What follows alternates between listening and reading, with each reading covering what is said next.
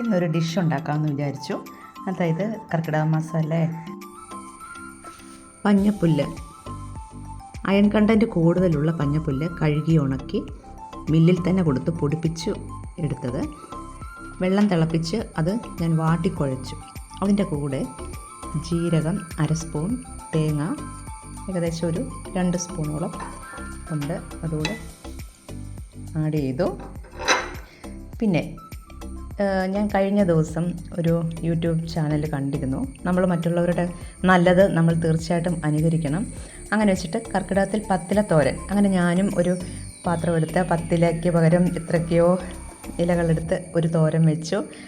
അപ്പോൾ ഇന്ന് എനിക്കതൊരു മോട്ടീവായി.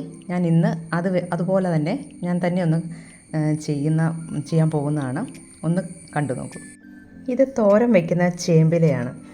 ഇതിൻ്റെ അടിയിൽ കുറച്ച് ഇലകൾ പാത്തിരിപ്പുണ്ട്. നിങ്ങൾ ആരും ഞെട്ടില്ല കേട്ടോ. ഞാൻ കഴുകി വൃത്തിയാക്കി വെച്ചിരിക്കുന്ന ചെറുതണമാണിത്. അടുത്തത് കണ്ണിനൊക്കെ നല്ല ഇതിനകത്ത് ഇല മോശമായതുകൊണ്ട് അതെല്ലാം കളയണം. എന്നിട്ട് ഒന്നുകൂടി വാഷ് ചെയ്യണം. പൊന്നാങ്കണ്ണി ചീര, ഇത് നമുക്കറിയാം നമ്മുടെ മൈസൂർ ചീരയുടെ ഇലകളാണ്. മുരിങ്ങയില, പൂവാങ്കുറുന്നില, ഇതും അതുതന്നെ മൈസൂർ ചീര. ബാക്കിയുള്ളത് ഇപ്പം കിട്ടിയ ഇലകൾ ഇത്രയേ ഉള്ളൂ. അതൊക്കെ കൂടി വെച്ച് ഇങ്ങനെ ഒരു ഡിഷ് തയ്യാറാക്കാം. ഞാൻ എന്തായാലും ഇതൊന്നുകൂടി വൃത്തിയാക്കി അരിഞ്ഞ് പാകമാക്കി കൊണ്ടുവരാം.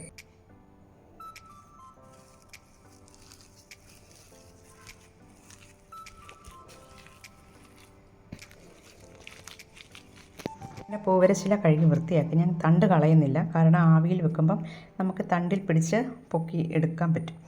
ഓക്കെ, അപ്പോൾ അതിലേക്ക് ഞാൻ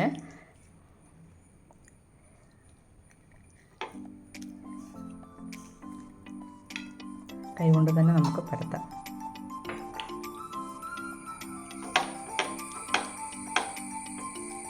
വളരെ കനം കുറച്ച് തന്നെ പരത്തിയെടുക്കാം. ഇത്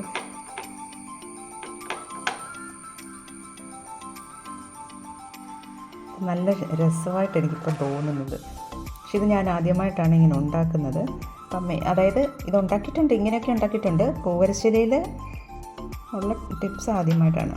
അമ്മ പറഞ്ഞപ്പോഴേ ഓരോ കാര്യങ്ങൾ, എന്തെല്ലാം പഴയ കാര്യങ്ങളൊക്കെ ഇങ്ങനെ പറയും. ഓരോന്നുണ്ടാക്കിയെടുത്തതും ഭരണിയിൽ വെച്ച് വേറെ വെള്ളത്തിൽ തിളപ്പിച്ച് എന്തൊക്കെയോ ചെയ്യുന്ന കാര്യങ്ങൾ.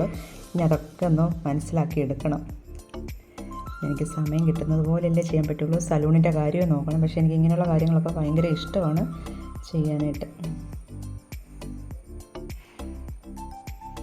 എൻ്റെ സലൂണിൽ കൂടുതലായിട്ട് എനിക്ക് വരുന്നത് വിളിച്ച് ബുക്ക് ചെയ്തിട്ടുള്ള വർക്കാണ്. അതുകൊണ്ട് വളരെയധികം സന്തോഷം, സമാധാനമുണ്ട്. കസ്റ്റമർക്ക് വേണ്ടിയിട്ട് എനിക്ക് ആ ഒരു സമയം കണ്ടെത്തി എനിക്ക് ചെയ്യാൻ പറ്റി. ഇന്ന് 2 ബുക്കിങ് അങ്ങനെയുള്ള കാര്യങ്ങൾ, അത് ഉച്ചയ്ക്കാണ്. അപ്പോൾ അതുകൊണ്ട് എനിക്ക് ടൈം കണ്ടെത്തി. കർക്കിടക മാസമല്ലേ, അപ്പോൾ അതുകൊണ്ട് ഇതിനകത്ത് ഞാൻ അഡീഷണലായിട്ട് ആഡ് ചെയ്തത് തേങ്ങയും ജീരകം, പിന്നെ നമുക്ക് ഏലക്കയും കൂടെ ചതച്ച് ഞാൻ ഇട്ടു. കാരണം ഒരു ടേസ്റ്റ് ഡിഫറൻസ് ആകാൻ വേണ്ടിയിട്ട്. മോനൊക്കെ വരുമ്പോൾ, മോനും കുഞ്ഞിൻ്റെ സുഖമില്ലാത്ത ഹോസ്പിറ്റലായിരുന്നു. അപ്പോൾ അവർ വരുമ്പോൾ മരുമോളൊക്കെ വരുമ്പോൾ ആക്കി വെക്കാം.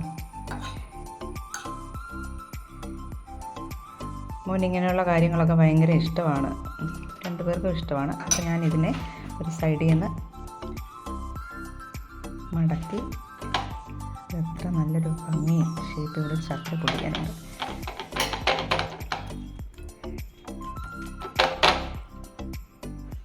ഇത് ഞാനിങ്ങനെ ഒരു പരുവമാക്കി. ഇനി നമ്മളിവിടെ വെച്ചിരിക്കുന്ന ചേമ്പിൽ ഞാൻ എന്താ ചെയ്യാൻ പോകുന്നത് നോക്കട്ടെ. അതിനെ ഞാനിങ്ങനെ ചുരുട്ടി ഒരു കൈ വീഡിയോയിലുമാണ്.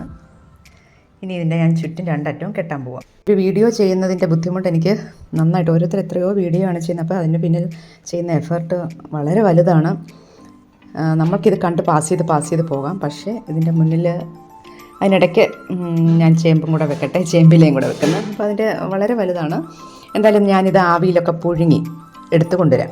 അപ്പോൾ എങ്ങനെ നമ്മുടെ ഉള്ളിൽ ആൻറ്റി ഓക്സിഡൻ്റ് എത്തിക്കുക എന്നുള്ളൊരു പ്രധാന കണ്ടൻറ്റ് നമ്മൾ എപ്പോഴും കൊണ്ടുവരണം. പാചകം ചെയ്യുമ്പം ഞങ്ങളുടെ ട്രെയിനർ എനിക്കൊരു ട്രെയിനറുണ്ട്. ട്രെയിനർ പറയും ഓരോ കുക്കറിനകത്ത് ഫുഡ് വെച്ചിട്ട് ഓരോ വിസിലടിക്കുമ്പോഴും നമ്മളോട് പറയുന്നത് ടാറ്റ എന്ന് പറയുന്നതാണ്. അതായത് വൈറ്റമിൻസാണ് ടാറ്റ പറഞ്ഞ് പോകുന്നത്. സംഭവം വെന്ത് കിട്ടും. പിന്നെ ബാക്കി നമ്മൾ കഴിക്കുന്നത് പിസിഡാണ് കഴിക്കുന്നത്. എത്രയോ നല്ല കാര്യങ്ങളാണ് നമ്മൾ അത് മനസ്സിലാക്കുന്നത്. അപ്പോൾ ഇതെന്തായാലും ഞാനൊന്ന് അധികം ടാറ്റ കൊടുക്കാത്ത രീതിയിൽ ഞാൻ ചെയ്തെടുത്തുകൊണ്ട് വരാം. പൂവരശില നമുക്കിങ്ങനെ തന്നെ തൂക്കിയെടുത്തു നമുക്ക് വെക്കാം.